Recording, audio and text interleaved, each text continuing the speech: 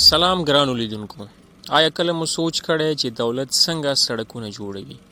ښوونځیو ته کتابونه له کومه راځي؟ روغتونونه درمل څنګه اخلي؟ دا ټول کارونه د تدارکاتو له لارې کیږي. نن به زه تاسو ته تدارکات داسې تشریح کړم چې که تاسې محصل یاست، که کارکوونکی، که مدیر، نو حتما به مو پوهه زیاته شي او تدارکات به لا ښه وپېژنئ. سلام مدیر صاحب، کولی شئ د تدارکاتو په هکله راته یو څه معلومات راکړئ؟ تدارکات څه شي ته ویل کیږي؟ وعلیکم سلام. هو ولې نه؟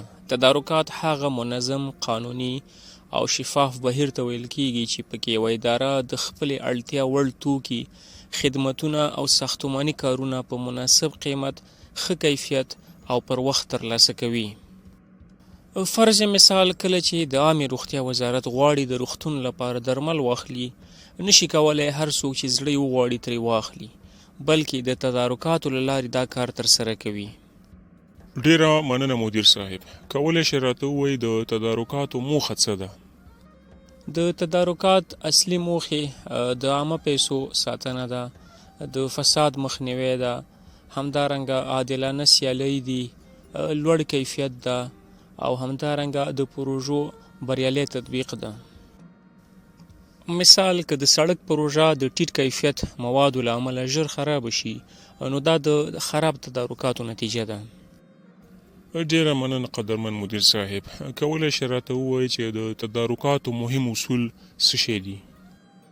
هو ولې نه؟ هر مسلکي تدارکاتي سیستم پر څو اصولو ولاړ دی. مثلا لومړی اصل شفافیت ده، دوهم اصل انصاف ده، دریم اصل سیالي ده، څلورم اصل حساب ورکونه ده، پنځم اصل اغیزمنتیا ده او شپږم اصل قانون ته پابندي ده.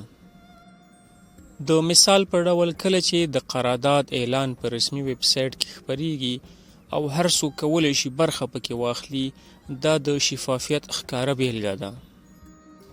ډیره مننه قدرمن مدیر صاحب.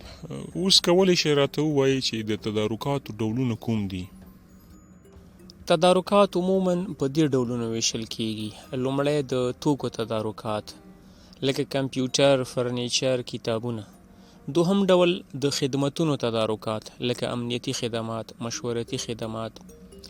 دریم د کارونو تدارکات، لکه سړک، پل، ودانۍ او داسې نور.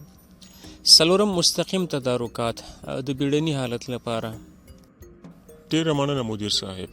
کولی شئ راته واضحه کړئ چې داوطلبي څه ته وایي؟ داوطلبي هغه پروسه ده چې اداره اعلان کوي او عرضه کوونکی خپل وړاندیزونه وړاندې کوي، بیا تر ټولو مناسب وړاندیز انتخابیږي. د مثال په ډول، د یوې ودانۍ د جوړولو لپاره 10 شرکتونه نرخونه ورکوي، خو هغه شرکت بریالی کیږي چې کیفیت، قیمت او تجربه غوره وي. ډیره مننه مدیر صاحب. کولی شئ راته ووایئ د تدارکاتو پړاوونه کوم دي؟ د تدارکاتو پړاوونه د مثال په ډول د اړتیا پیژندنه ده، دوهم تدارکاتي پلان ده، دریم اعلان ده، څلورم د داوطلبانو ارزونه ده، پنځم قرارداد ورکول دي، شپږم د قرارداد تطبیق ده، اووم څارنه او ارزونه ده. فرض مثال، که یو پوهنتون غواړي لابراتوار تجهیزات واخلي، همدا 7 پړاوونه یو په بل پسې عملي کوي. ډیره مننه مدیر صاحب. په تدارکاتو کې د چا رول دی؟ کوم رولونه په تدارکاتو کې شامل دي؟ عموما په تدارکاتو کې د تدارکاتي کمیټه شامله ده، تخنیکی ټیم، مالی څانګه، عرضه کوونکي او همدارنګه د څارنې اداره شامله ده.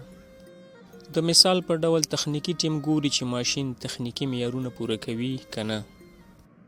ډیره مننه مدیر صاحب. قرارداد څه ارزښت لري؟